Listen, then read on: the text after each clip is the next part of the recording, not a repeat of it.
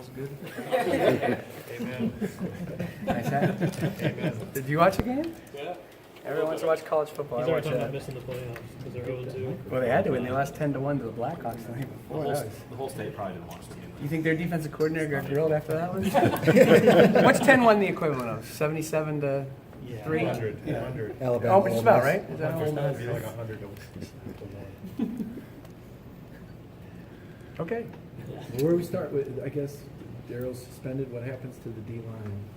I know Coach already addressed that situation, so I'll let his statements stand. But to me, I always talk to the players about this. It's next man up mentality, and it's an opportunity. And I'm really looking forward. Kyle Phillips has played fairly well, and obviously he'll get the start with Kongbo. And it's an opportunity now for Matt Butler and DeAndre Johnson, two young players who have. DeAndre had a good game against Indiana State, and Matt Butler has practiced really hard and pretty well and had a good bye week. So, those are the four guys that will ride and go from there.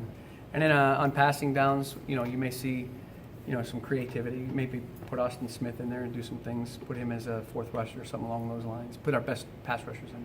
How So there ready, is- how ready do you feel like DeAndre and Butler are, given that they maybe haven't played very much? It's like, what do they do? What's the mother do with the little baby when they're teaching him to swim? Just throw him in, man. DeAndre's played. He's been in the rotation throughout the course of the year, so I'm not too concerned about him. Matt, he's very diligent. He's a hard worker. Probably his best quality is also his worst quality in that he's very, very hard on himself. Every mistake is the end of the world. So we just, I'm really looking forward to seeing him play, and it'll be a great experience for him to play against a really good South Carolina team. You have used Phillips a couple times in at tackle, so is that still an option if Austin? Till we run out of guys, we've done that to try to put we discussed a couple weeks ago trying to put our best four pass rushers in the game and do some of our different things, and whether we played some 3-down against Georgia and ran some blitzes, and Galden and Jumper have started to become really pretty good blitzers, and then like you said, in our 4-down stuff, moved one of our outside guys inside, and that's been Kyle.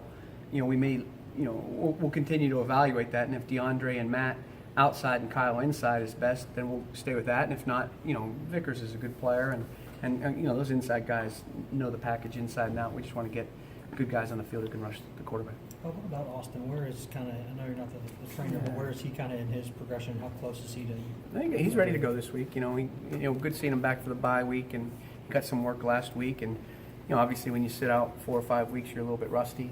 And 2 weeks prior to that, his preparation was for Georgia Tech. So that's a little bit different now. But Austin's got a great attitude. He's eager to get going, and Austin is one of those guys who,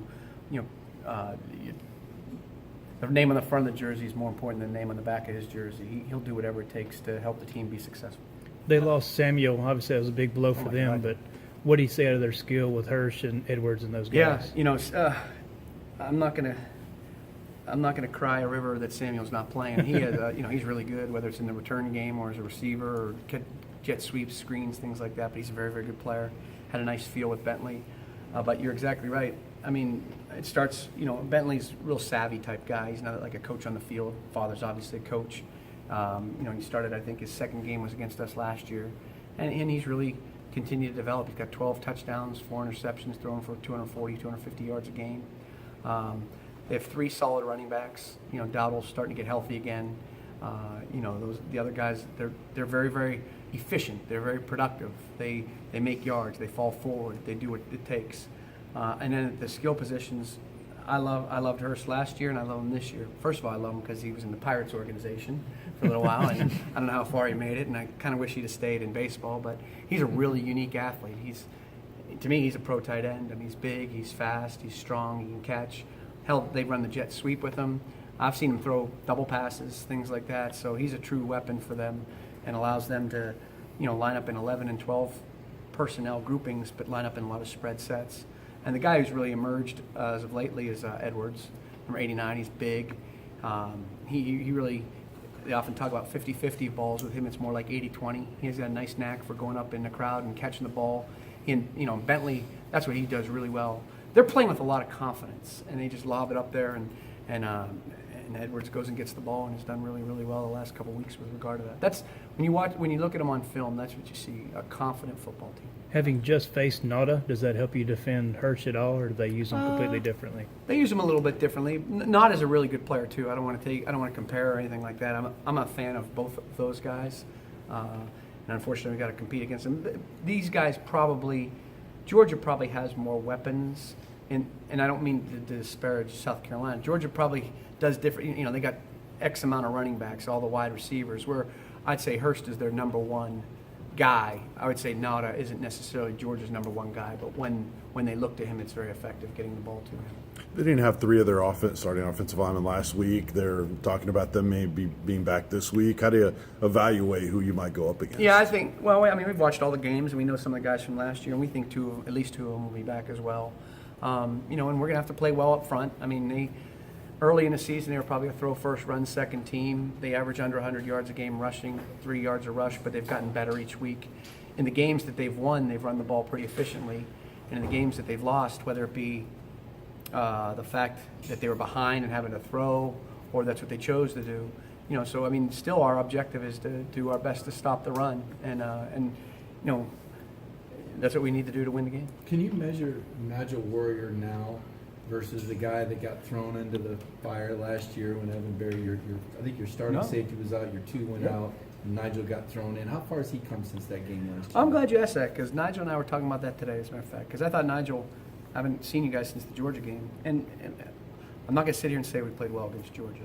But I thought for 2.5, 3 quarters we played hard, and he really made some good open field tackles. He made some big league safety tackles, and he and I had a conversation today about,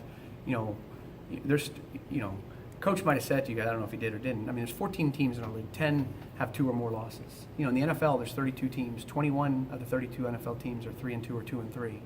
The nature of the beast is that it's competitive. We're playing against good teams week in, week out, and we still have a chance to be a really good team. That's what we need to do. We need to get our eyes focused in the right direction and take care of South Carolina this week, and that's what he's done a good job of. He stayed focused. Has he had his moments where he's been an immature kid? Yeah, but those are few and far between now. And Georgia was a real bright spot for him. He competed really, really well, and he and I had a long conversation about some individual goals for him today. Hey, you can emerge as a leader for this team. You can be an all-conference candidate now.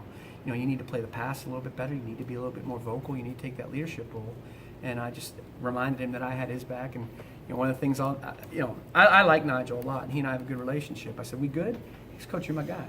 So I got you. So I mean, I was pretty excited to hear him say that, because I think Nigel has tremendous potential, and watching him grow has been really, really kind of fun. And I'm not going to sit here and say he hasn't had some slip-ups, but he's for the most part been a really positive player in 2017. Time for one more, guys. What's made Colton such a good blitzer? And is that, I know you've gone to bat for the guy a lot, and said he's a good player, but I mean, is that part of his game been a surprise? That's only redheaded guys with freckles.